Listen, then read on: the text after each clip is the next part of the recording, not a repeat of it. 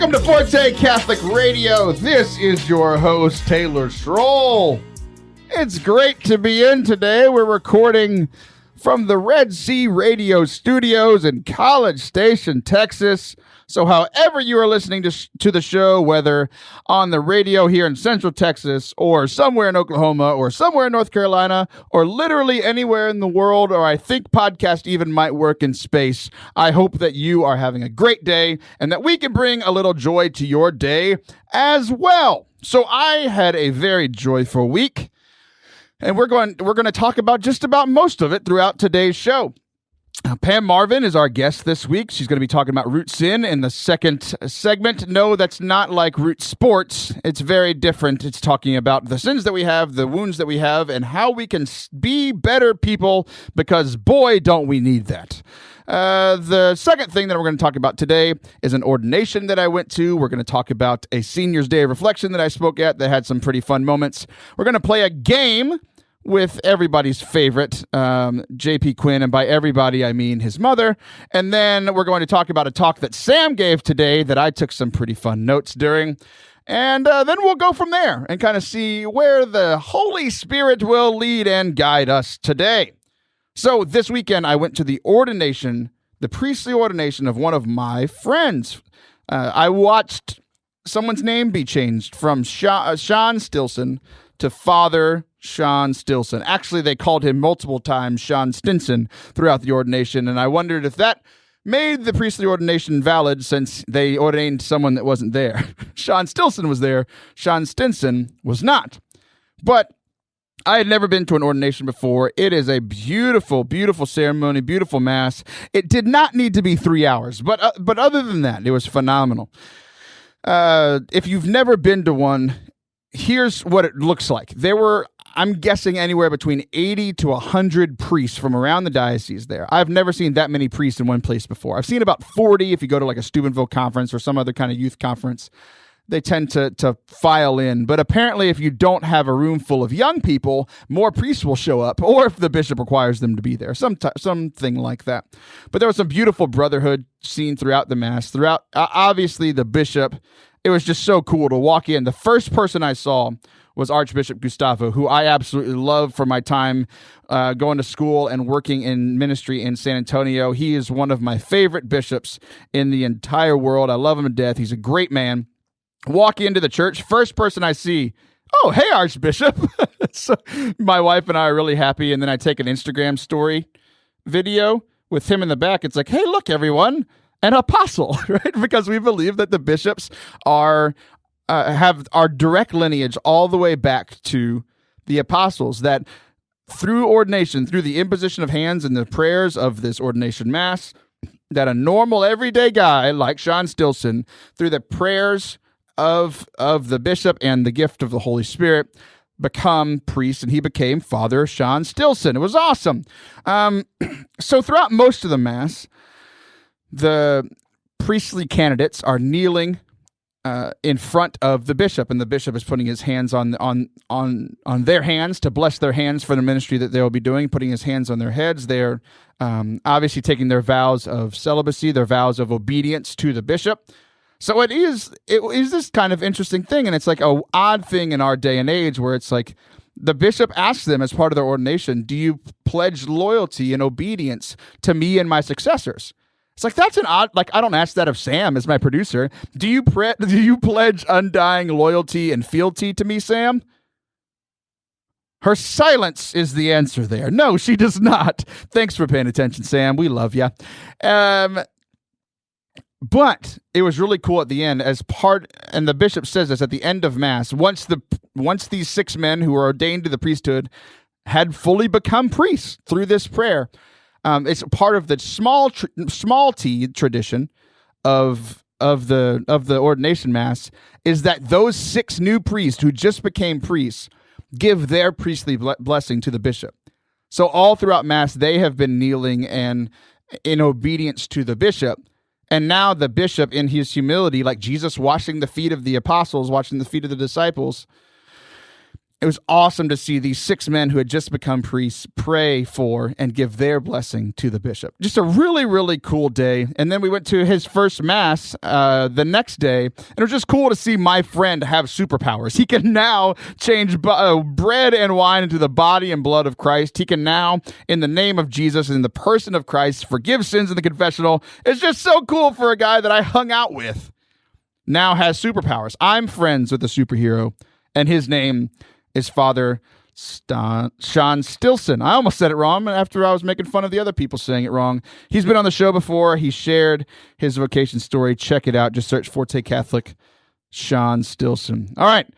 The second thing that I have to talk about is last week I did something that I haven't done in quite a while.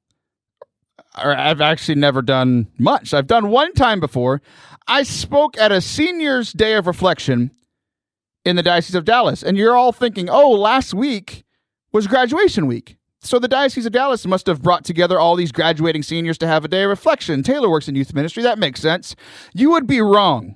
I did a Seniors' Day of Reflection for the Claudio Mora is a new friend of mine. We met through Instagram, and he brought me in for this event for the Diocese of the Diocese of Dallas Office of Marriage and Family Life for seniors, as in like senior citizens.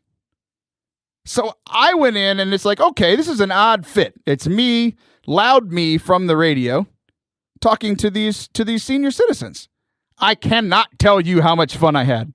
It was so much fun talking to these men and women with so much wisdom, talking to them about how they still have a place in the church, that they are still the church of today, all the wisdom that they can give back, and how the church can still provide things for them as well. We had a lot of fun laughing together. It was great. So, and also, Sam, I haven't even told you this yet.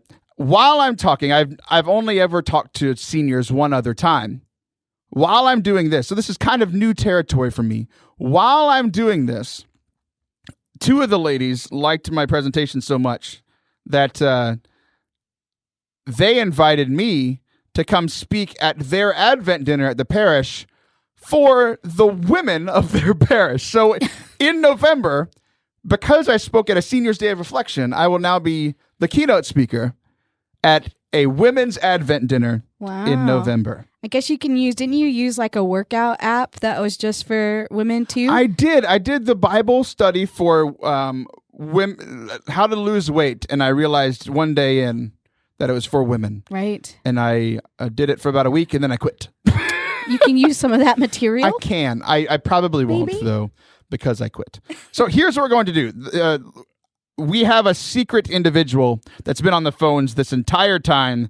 He has been waiting patiently for about 30 minutes. He has not been waiting patiently. He's been messaging me. Messaging you. So here's the night before the Seniors' Day Reflection, I went to go stay with the one and the only JP Quinn. JP built this studio, has been a guest on this show. He's an avid listener. He supports me on Patreon, which all of you should do, you punks. And he's a genius and a weirdo. And last but not least, has way too much time on his hands, so he finds these great ideas for the show, which we are going to do now. JP, what's up, my man? How's it going? Oh, so low energy. I thought What are you, Mark Hart from the Catholic Guy Show? How am I supposed to be more high energy than how's it going? I think... How would you say that more high? How's it going? Exactly. That's the Forte Catholic way of saying that. I guess so. I'm still at work, so I can't yell that loud. Yeah, your boss is doing your work, and I got you out of work because you've been waiting for like 30 minutes, and your boss is doing your job. So congratulations, and you're welcome. Yeah, well, that's how I roll. So here's what we're going to do. You had this great idea for the show that you and I played this game the night before the Seniors' Day of Reflection called Google Feud. Why don't you explain this game to the people who are just sitting on pins and needles waiting to hear? So let me preface this by pointing out, anyone who wants to go play this at home, it is not always of a clean and appropriate nature. So just throwing that out there. But yeah, I will be censoring it as we go through. You'll never know some of the things that I see. Right, and so what it does is it's a website you can go to and play this game where you type in responses and try to guess answers to 4 different categories. I don't know which category we'll be playing. Probably questions, because that's the most fun. And it will give you the beginning of a question that most people, or many people, have tried to Google over the years. And so it will say something like, "Why do dogs blank?" And then you try to fill in the blank with the most Googled responses, as if you were auto-completing that question in Google, in the Google search bar there. And then, it's like, "Why do dogs yawn?" Oh, that was the number 3 answer. The third most Googled question that started, "Why do dogs blank?" And you hardly ever win, because it's never the things you would expect people to be Googling. It's just simply ridiculous. So we're going to get right into this. So we're going to play one in every category. There are 4 categories. We're going to try to get through 1 each. So I will be keeping score. I built a little Excel spreadsheet for you guys. JP will be playing against our lovely producer, Sam. She definitely has more hair, but does she have more brains than JP? We're about to find out. Probably not. So our first one. I don't know. Google Brains is different. Google Brains. No one will be good at this game. So Sam, you'll go first because you're a lady. TV show about. TV show about blank. animals. Animals, she says. That's incorrect. So, JP, it is your turn. TV show about. TV show about housewives. Oh, that's a good one. Wives. Oh. All right, Sam, you get the final guess unless you get it right. TV show about houses, like rebuilding houses. Houses. Incorrect. Well, The correct answers were in order: Scientology, time travel, aliens, triplets, Queen Elizabeth, either US or us, I'm not sure, hackers, Detroit, missing persons, or the president. Congratulations, we're moving on to the next round with everybody having 0 points.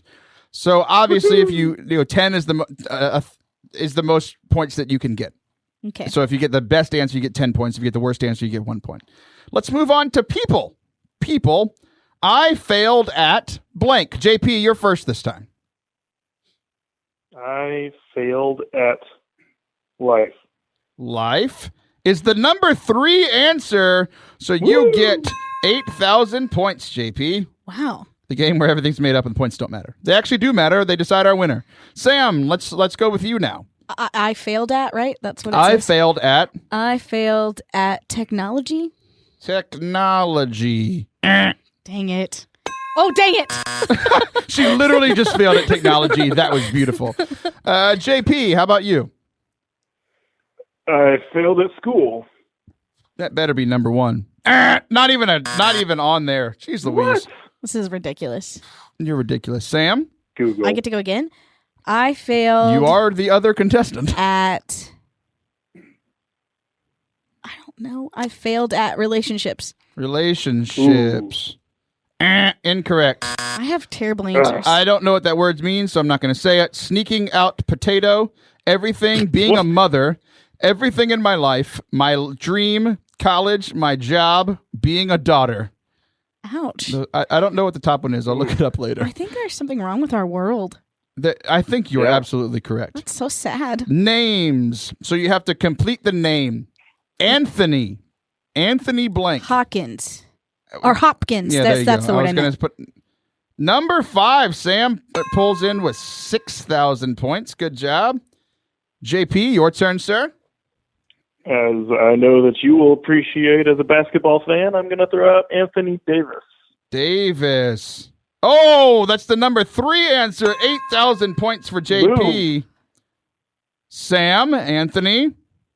I don't know if this is actually his last name. Anthony something Hitch. Is that a name? Anthony Hitch something? Anthony Hitch something? Is that what I'm typing in? Hitch something. He's the one who wrote the Psycho movie. Is that the same person? Anthony Hitch is incorrect. Dang it. What's his actual name? I don't know what you're talking Alfred about. Hitchcock? Oh, dang it, yeah. Yeah, you can't just redo the game and call him Alfred. JP, it's your turn. I am going to get, I don't know if I say it correctly or not, but Anthony Bourdain? How do you spell that? Food guy? How would you like to spell that? I have no clue. Bourdain. Can't you just see the answers already? No. Well. Oh! You could play that way. Oh, it gave you 2 answers. I don't even know how you did that. Anthony Bourdain and, by the way, I spelled it right. You got Bourdain and Bourdain Detroit. So another 8,000 points. Congratulations. I don't know what Sam's doing. Sam, it's your turn again. Okay. I was trying to press it lots of times. It was doing things weird. Yeah, don't do that. Okay, what's my question? Anthony. Again with Anthony? I thought we were done with this round. You haven't gotten 3 wrong You keep yet. going until we get 3 strikes. Oh, no. That's how this works. Anthony who? I'm not good at this game. Anthony I don't know who? Nope, that's incorrect. I don't know any other JP? Anthony's. Yeah, I've run out of Anthony's as well, and I don't know if he listens or not, but I'll just give a shout out to my dear friend Anthony D'Ambrosio. I knew somebody was going to say that. That is incorrect. Anthony. Yeah, it's got to be wrong. No one's Googling that. Anthony, the one that was the mayor of, I think, New York that is now disgraced. Anthony Anderson, Anthony Mantha, Anthony Rizzo, Anthony Hamilton, and Anthony Eden. All right, we have 1.5 minutes left. Final one. Everything tastes, Sam. Everything tastes good. Old good. Good. Nope, everything tastes good was incorrect. JP. Everything tastes like chicken. Like Oh, that's a chicken. Incorrect. Oh, I definitely thought that was an answer. Sam? Everything tastes bad. Bad. Sam, we're getting some points. 5,000. Go, JP. Everything tastes bitter. Bitter. No taste. Oh, that's the number. You gotten all the number 3 answers. Another 8,000 points, JP. All right, I think we can go. I think we can go ahead and stop. We're gonna call this because It's fine. JP is winning 32,000 to 11,000. So here's the deal with this. I was talking to JP about this game. We were playing it. I was like, okay, what are we gonna talk about on the show? And I think a lot of times as the church, we are like this. Like all these people on Google, answering the wrong questions. We think we know the answer, and we're like, what the heck? Why isn't that on there? But we as a church, me as a radio show host, we need to be answering the questions people are really asking. Instead of just teaching about the transubstantiation, the transfiguration, which are awesome things, if people don't think God exists, what does it even matter? We got to answer those basic questions before we try to take people deeper. So otherwise we'll look as ridiculous as Sam and JP did during this game. We've got to smell like a sheep, like Pope Francis says. We have to be amongst the people so that we can know their questions. So that I'm not a hypocrite, I'm going to ask again. We've done this before and it's gone really well. Send in your question topics to me. Questions or topics for the show to me. I'd love for you to submit your question or topic in the iTunes review section. Type in Forte Catholic, go leave a review. In your review, leave a question that you'd like us to talk about. Or you can send it to my social media at Taylor Schroll on Instagram, Twitter, or Forte Catholic on Facebook. JP, thanks so much for coming on, man. See you later, boy.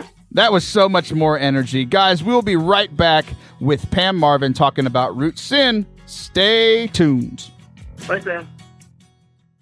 Hey, I just wanted to stop and take a moment to tell you to go visit the website for all your Forte Catholic needs, FORTECatholic.com. You can find old podcast episodes. You can find info on my music, on my speaking. You can find booking information. If you want me to come out to your parish or diocesan event or school, I would love to. Go check it out, FORTECatholic.com, and enjoy the rest of the show.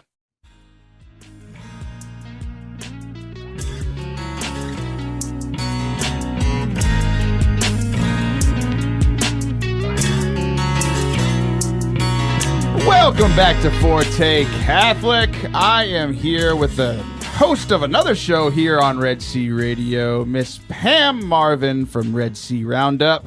How are you, Pam? I'm doing awesome. Thank you for having me. I like being over here in the non-driver seat for a change. That's kind of cool. Yeah, so you're one of the hosts for Red Sea Roundup, and I was Yes. on your show just a few weeks ago, and we fought over the chair that I'm currently sitting in. No fight. Oh, it was a fight. You won because I won that time, yeah. Yeah, because it was your show. It was That's right. literally your show. That's a figure of speech, but it actually was your radio show. And we both share the same host seat for some. It's weird how we pick those things. I know that other hosts sit in different chairs. Oh, do they really? Oh, yeah. Oh, I didn't know that. Yeah, it's so very odd. I don't know why this. What is it about? We're just sitting on a round table, and yeah, I'm the king and you're Lancelot, I guess. Right, yeah. So I just want to say that I really was looking forward to this because I could finally turn the tables and win. Now I'm winning because I'm back in my chair. That's right. And you're in the loser's chair. And I will always let you in. I'm so happy to be in the loser's chair.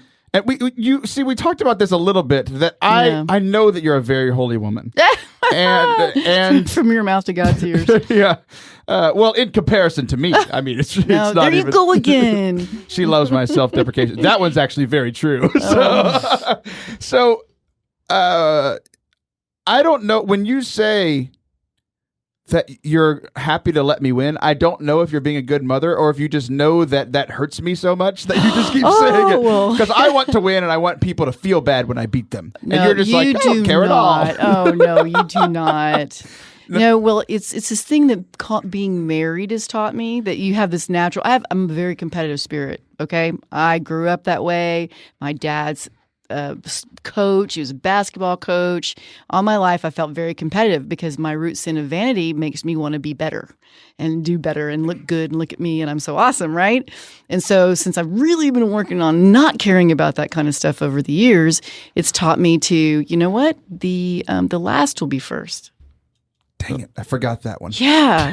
And I'm like, truly, Lord, and I can remember when I started feeling it in my bones, like I'd really been prayed the humility prayer for a while, and then, which is horrible. Yeah. Yeah, I can't do that one. I couldn't. Tried before, and I just get into it, and I'm just laughing at myself because it's ridiculous. Well, what I encourage you to do on that one, which is take the line that's the hardest to say, just one line. Which is the one you just want to choke on? And just throw that one out and don't pray that one. That's the only line that's the only one that you need to pray, is the one that you're like, oh, this is catching in my throat. I can't say it. I'm sitting here reading that prayer. I'm like, this line isn't in line with Catholic teaching. I'm like arguing with it theologically just so I can get out of it. Yeah. So you mentioned root sin, which is the reason that we're having you on, because you came to our staff retreat now a week and a half ago. Because you're like our staff's second mother. And, thank you, because I love y'all so much. Most of us live far away from our mothers now. Not all of us. Some people, like our producer here, still live at home. But most of us live far away from our mothers. And you are our local mother. And you came out to talk about root sin and about this inner healing. And you kind of mentioned it already. So I want to get into that. What is root sin, just on a basic level? Basic level. I'm so glad you asked. I love getting the opportunity. Basically, in root sin, that's been delineated, and the origins of are not really known specifically. Whoever said root sin of vanity, sensuality, and pride. We've done a lot of research and not found a definitive answer to that. And so when I was introduced to that about 10 years ago, that was just really eye-opening for me to say, oh, wait, you mean all of our sins can be categorized in these three main ones? And what that does is then helps you to be more self-reflective and from what area that you're reacting to stuff, because of our own original sin is going to, let's say, bubbles to the top in the form of pride, vanity, or sensuality. And when you become really aware of that, it's like you have to name your enemy before you can actually fight your enemy. And so that's where it came about. Sam Shepard. Oh. Am I the enemy? You're the enemy, yes. No, she's beautiful. Enemies can be beautiful. Oh, so true. So she thinks back in her vanity to junior high. All of my enemies were beautiful. That was the problem. So true. I get that. So, if you want just a basic definition of each one of them, it's basically you're placing all your trust and all of your hope, so to speak, in, say, sensuality would be in comfort, and in pride, it's ungodly self-reliance. And then with vanity is you put a lot of trust and hope in the opinions of others, so human respect, so to speak. And that's where you work from. Okay, so once you are awakened to that, like what, and that takes some time too. You got to really pray about it and sit with it and ask Jesus, please, I really take that one scale, not all of them, Lord, because I can't handle all of them at once, but take that one scale off my eye where I can see where I am sinning the most. And I want to. You have one scale? I have a plank in my eye. I said only take one off at a time. I'm Gotcha. covered in them, but just one at a time because I can't take too much, because I'm sensual too, so being able to have that self-discovery, because I find that, Christ is such a gentleman. He's going to just do it slowly at a time where we can handle it if we're honest. And, it scares me when I go to him and say, okay, I'm ready for another one. And he'll reveal it to me. And it's like, ooh, yeah, maybe I wasn't, But this has been a tool for me to unpack where I go into error. And I want to say a little bit more about sin. In my definition, a definition that really works well for me is sin. A priest once said in one of my silent retreats was where do you break the love? Where do you break that unity? Where do you hurt Christ, right? That is the proverbial sin. And I may also paint it this way is when we act from our own selfishness and who we are, our ego, so to speak, and without regard to what Christ wants or what other human beings or what's good, that's another type of sin. It's just that selfishness is another way to put it too. Right. And I've been privileged to hear this on a number of occasions. I went to you and Miranda Walichowski's, one of y'all's first, I believe. It was, yeah. Workshop right here downstairs from the studio, and I went to this thing, and it blew my mind. And I was like, all the people that work at a Blaze need to hear this. So we brought both of you in to come do an in-service for us last year, and then now you're just part of our training. Like you right, because there's more to the story, right? Yeah. And I hear something new every time. And as we were preparing for today, I pulled up my original notes from the first time I went, and then I pulled up my notes from last week. And so what y'all do is a couple things. First, help us identify what is our kind of go-to of these three root sins. I like to call it sin tendency. What is your sin tendency? All of them, but specifically for me, I thought pride would be number one, but it was actually sensuality, which we were talking about, the comfort and like the least effort, no suffering, and which is funny. Like we joke with our staff is that I'm in the religion that is the best at suffering, and I'm the worst at it. It's like that's the biggest thing. It's like we're sitting right under a crucifix. It's like the symbol of our faith is suffering, and I'm like, no, I don't want to do that. And then we've got pride, which is a very close second. My pride is mad that pride didn't win. Oh, I like that. Okay. So it's the relying on myself. So obviously you want us to identify these things, and it's kind of all the 7 deadly sins. All these sins can be put under these 3 umbrellas. Absolutely. And then the whole purpose of this is to find healing, because essentially what you guys are saying, or you ladies are saying, is that a lot of our sin tendencies come from wounds that happened in our past, either bad things that happened to us or bad things that we did that we look back on. We're like, dang it, I really was an idiot, or I really did mess up. So how do the wounds play into these root sins? Right. Well, I mean, I can give you just an example. I think anecdotal examples are probably the best one. In my particular case, I had kind of really known that I had this thing about human respect and that desire, that competitiveness. I want to win. I want to be the best and be number one.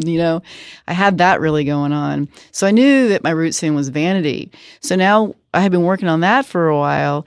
And then I started getting into more of the inner healing. So this was a whole progression over the span of about 8 to 10 years for me. And I was able to go to the Be Healed workshop, read the book first with Dr. Bob Schutz. And he has a list of the 7 deadly wounds, okay? And one of which I have a few of them, but the most predominant one for me was rejection. So somewhere in my childhood and along the way, I bought this lie that I'm not good enough. I can't do it. I don't have what it takes. And I've been living from that. Okay. See the lie? Then the lie helps me to react from, I want your approval, and I want his approval, and I want to win so I can get acknowledged. I just want to be loved. But I have a really cool thing I love to tell, that that sin is what actually brought me to Jesus. So I grew up in a home that has, I heard another word for it called a nullifidian, like a nothing, nullifidian home. I thought it was very interesting. Wait, did you make that word up, or no, you found it? I found it, yeah. Okay, yeah. Yeah, it does sound kind of made up. So I always was looking for that source of love from my vanity, wanted to be loved, right? Well, I did find it in Christ. Oh, thanks be to God, right? So you see how that rejection wound then started making me work from a desire for human respect, which was an ungodly desire. I wasn't looking towards Christ. I was looking for humans to get that feedback on who I am. And so then I've spent the last several years turning that gaze, and still do turn that gaze to Christ to say, am I doing this according to what you want, according to what you desire, irregardless of what the human beings around me may say? Irregardless is a made-up word, by the way. Is it really? Yeah. It's just regardless. Anyway,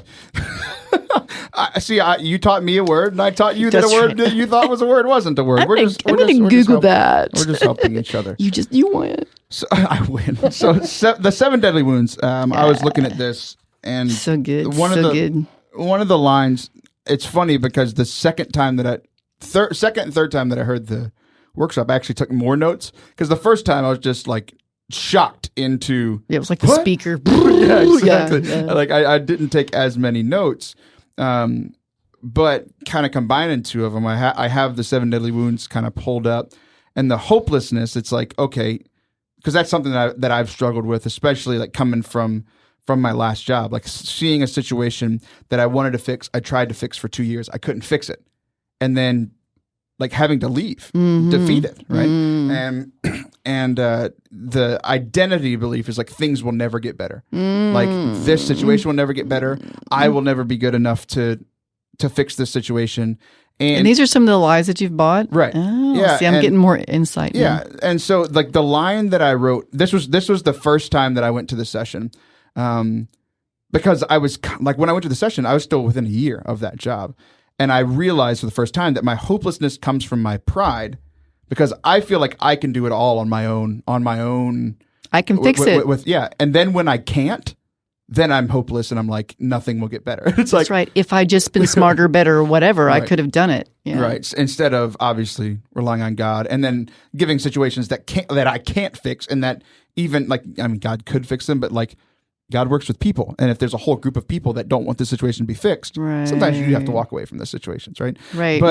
But I thought that was really interesting. It's like I feel hopeless because of like my mistake way previously in pride, and then because I thought I could do it on alone, and then I realized that I can't, and then I go to God, but then I'm already hopeless. That like, and there's this thought, and I was even praying with it last week when we were at the retreat, of this thought like, oh, I used to grow in holiness. I used to continue to get better. It's like, I've peaked. Like, I can't get any better. Not saying that I'm a saint, but that like, I can't be a saint. I can be a good Catholic. I can't be great. I can't take that next step.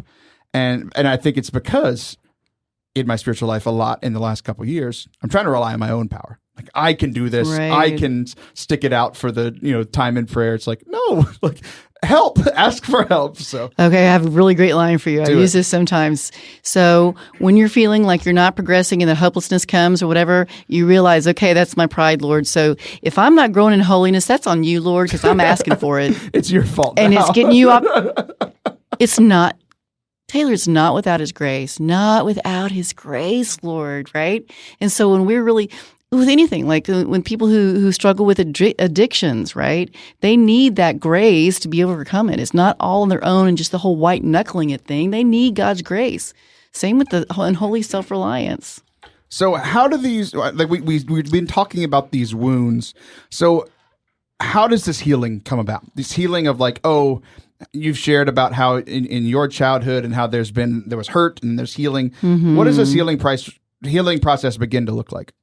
Well, I would say, I can only talk from my personal journey, but when you first start to just become aware, when I first became aware that that's what I was doing, I would say that a lot of my injury, my hurt, my pains reduced by, let's say, 50%. And so it still happens. I still get, like I said, I get punched right in my rejection wound on occasion, but I can recognize it. And I know that's a sin tendency. And so the healing really is a matter of you're getting back to the truth. How fast do you get to the truth of who you are in Christ? How fast do you get to that truth? 2 days, 3 days, 10 seconds? It just depends. 10 years. It could. Certain things. Absolutely. Well, hey, it's been great having you on. It's been an interesting kind of journey with me in this Root Sin and you, because right after I went to the Root Sin workshop, I talked about it on the air.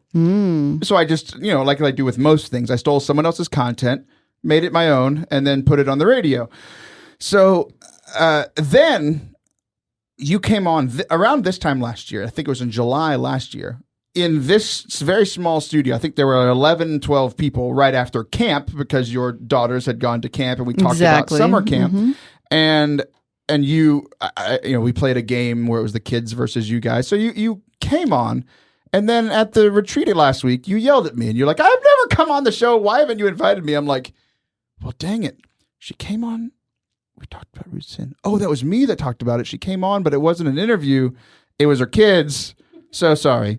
I'm glad we finally... I'm glad my kids get to take advantage of y'all's holiness. Sam's holiness. So I know Pam hates it when I'm self-deprecating, but it's the only thing that gets me through the day. So you guys, the two of you, have a lot of great things going on. You are doing these sessions, these day retreats, fairly regularly. Yeah. And you've got a book proposal going on. You got all kind of stuff. So here's what I want to do. We got 30 seconds. I want to talk about two things that you're involved in. The Be Healed conference is coming to Bryan College Station February 9th. It can get into all of this healing idea. And then you're also doing a day of equipping on November 2nd, and I put thirds. I don't think it's third. Second and third. Third. It's JP2 Healing Institute's coming to town, and we're going to help them out to try and get people to get us on the road to healing. Even better than Santa Claus coming to town. Pam, thanks so much for coming on. We'll talk to you soon. Guys, we'll be right back with our final segment for the day.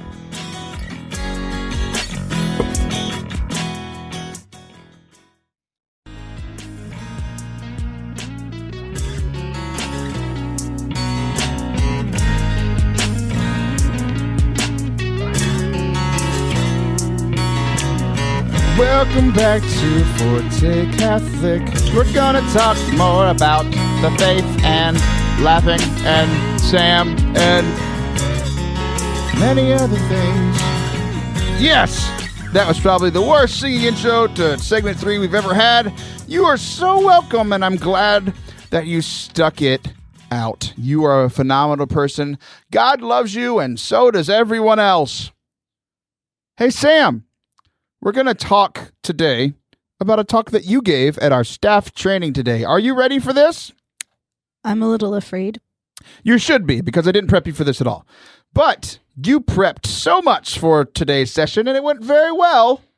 And here's how we're going to do this. So, Sam, do you remember back on episode 83 what the fourth word I said was?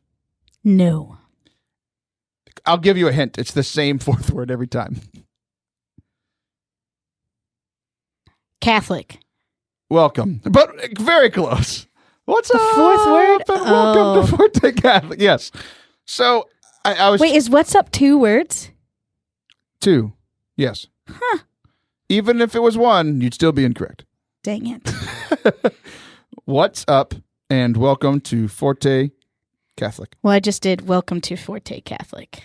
So that's where... Well, what's up is definitely at least 1 word. You're right. Okay. So Sam gave this talk today, and during this talk, I was like, oh, you know what would be funny? Stealing an idea from a young lady in Sioux City, Iowa. So back on episode 83, we talked about my trip to Sioux City and how I went to this parish and spoke at their youth ministry. And while I was speaking on the topic of spiritual warfare, this young lady was taking notes and took almost everything I'd said out of context, and then some pretty serious, like regular notes, like actually good spiritual things. And I was like, this may describe my ministry more than anything else. Half ridiculous and half things helpful for you in your spiritual life. So without Sam knowing, and actually without Sarah knowing, who I stole her notebook from because she was across the room, I took Sarah's notebook and started taking hilarious, at least what I think were hilarious notes. Sarah seemed to appreciate them. When she came back to her binder, I was like, what the heck just happened to my notebook? And then she was like, those were actually pretty funny. So here's how we're going to do this. Sam was talking today about what? What was your topic? Relational ministry. What does relational ministry mean, Samantha?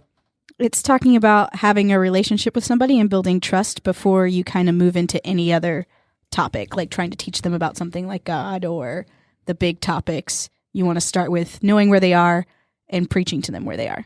Okay, so every time you give a talk, you have some kind of flow, right? Like you have a certain amount of points that you want to hit in a certain order, same way that I do the show prep, right? It's like I don't write everything down, but it's like, oh, I have this bullet point. Like my notes right now say, Sam's talk notes, episode 83, girl took hilarious notes in my talk. We shared them on radio. That's my notes for this segment. That's all we got. But Okay. At least it gives me a little bit to go on. And then I have a picture of the notes that I took today. So how we're going to do this is we're going to take away all the control from you. You have no control over the flow of this talk anymore. You gave it earlier.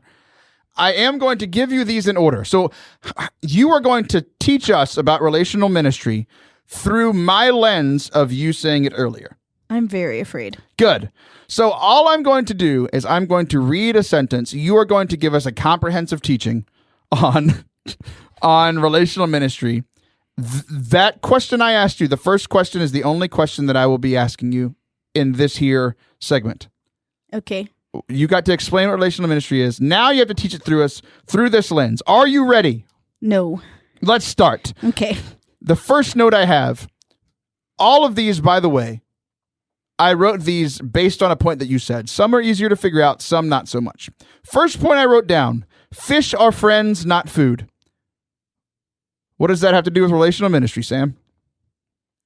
Fish are friends and not food. What does that have to do with relational ministry? Well, obviously, it has to do with the fact that you cannot eat fish. Because if you do, then some youth that really likes fish will think you're a bad person. I think you thought I'd be better at this game. I literally have no idea where you're at. I'm glad we're not doing this during Lent. Fish is bad. Dang it, I have nothing to eat on Fridays. You can eat grilled cheese. I had 2 grilled cheese for lunch today. Oh, I thought everyone would like to know that. you're welcome, world. You're welcome. Fish are friends, not food. It may have had something to do with that at the beginning. Think about how you started this session. The point of relational ministry is getting to know people, correct? Right. So we have to realize that the people that we're in ministry with, we need to be their friends. They're not food. So be in relationship? Is that what you're trying to say? Yeah. That was so hard. Okay. You're welcome. I see. Here's my next note. Okay. Friendship is choosing one person over the other 2 billion and saying, I want to spend more time with you.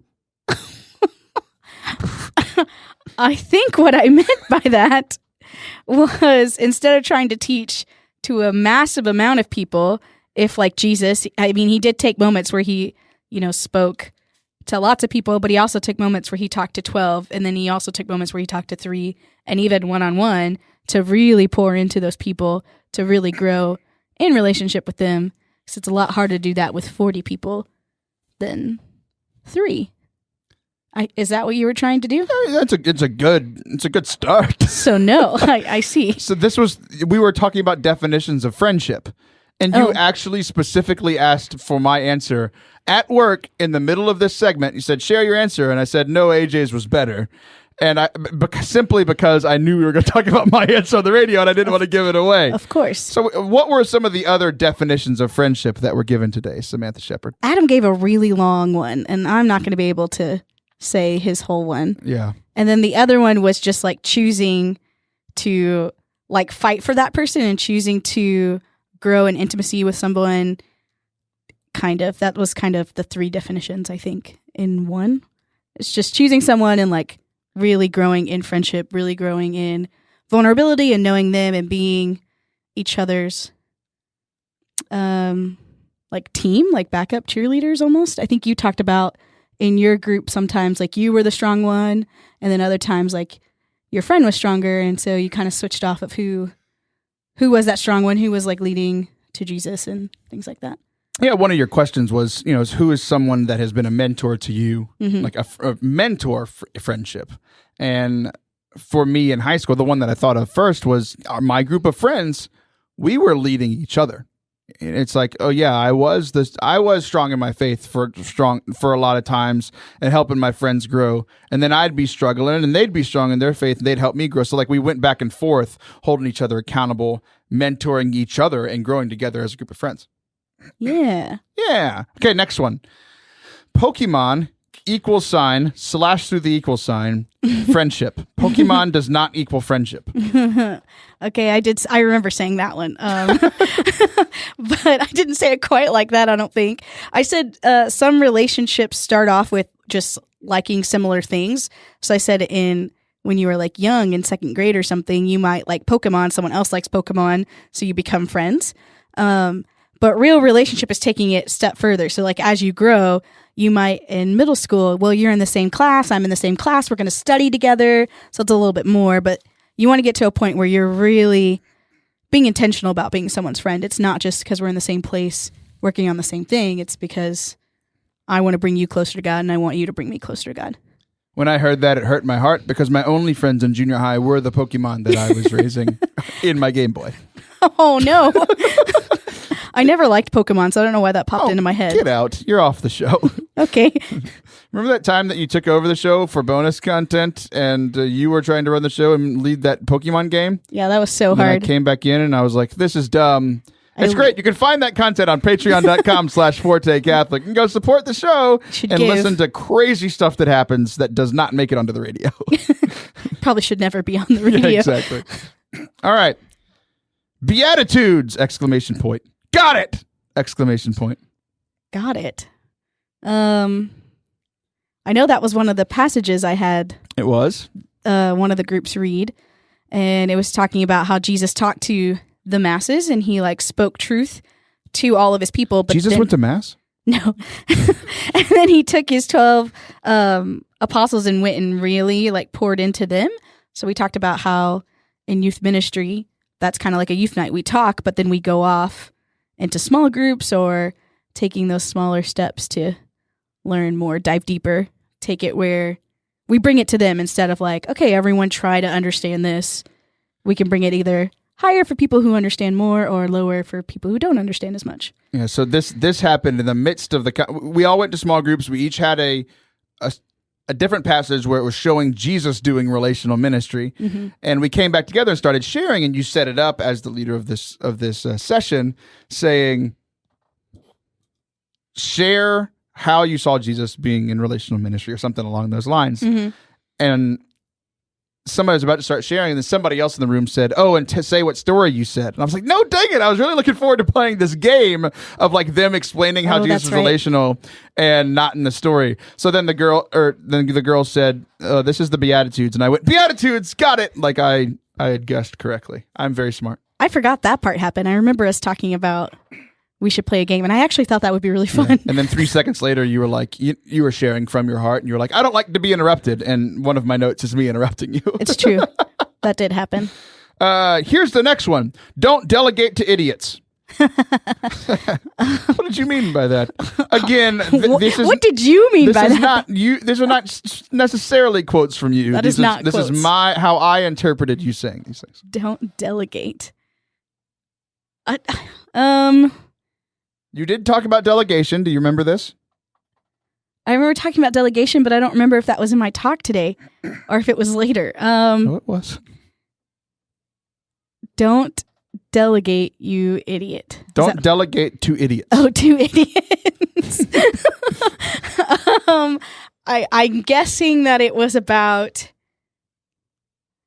when not putting it off or not doing So essentially, it was tasks, like do it yourself. It was kind of the whole like I'm going to do everything myself instead of like equipping other people to do relational ministry, because like you as a youth minister can reach, I don't know, 50 kids, 100 kids, 75 kids, whatever the number is. But if you have a core team, you have people helping you. If you have 10 people helping you, you can reach 10 times as many more people. And that's the same thing Jesus did. Jesus is God and came down and still picked 12 people to help him. Even God, the person of Jesus, needed help to share this message because he knew he was going to die and leave, and people needed to spread the message. It's true. So don't delegate? Definitely delegate. Just choose wisely who you're having. I understand now. Okay. I was like, you people worship on a mountain! 3 exclamation points. You people worship on a mountain. This was in my story. It's a line from the Good Samaritan story, which I didn't realize how funny that passage is until today.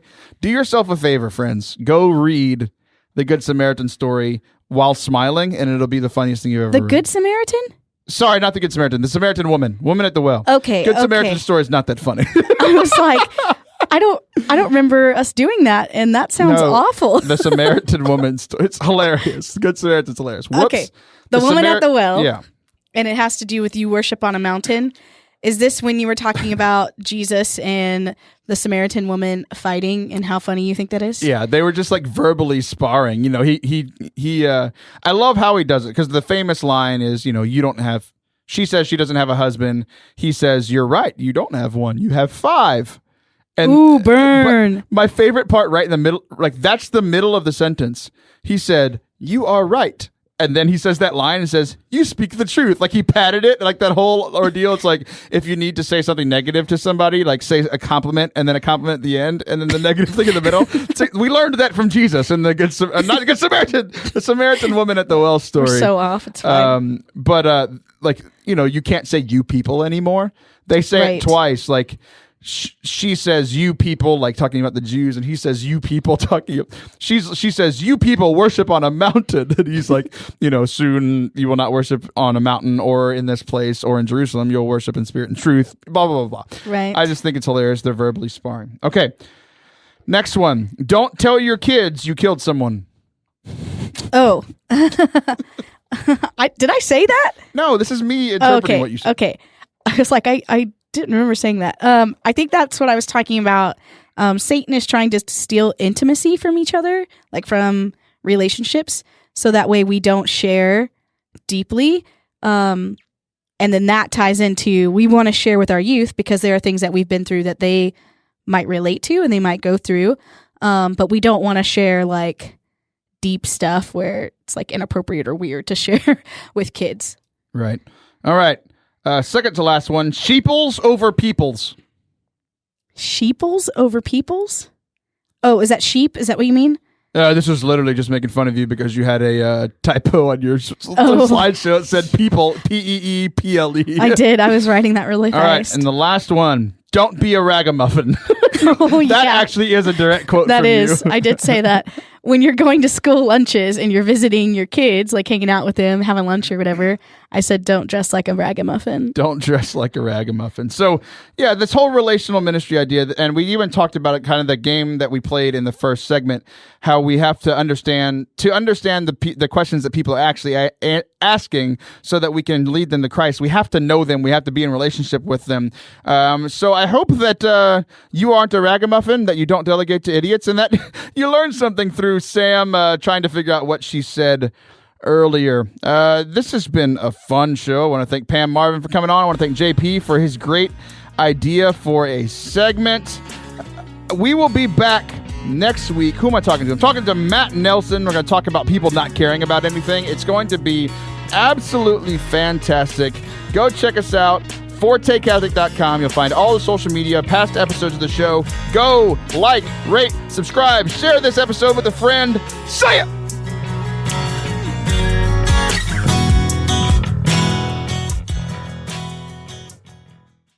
Hey, I hope you enjoyed today's show. One final thing before I head out of here.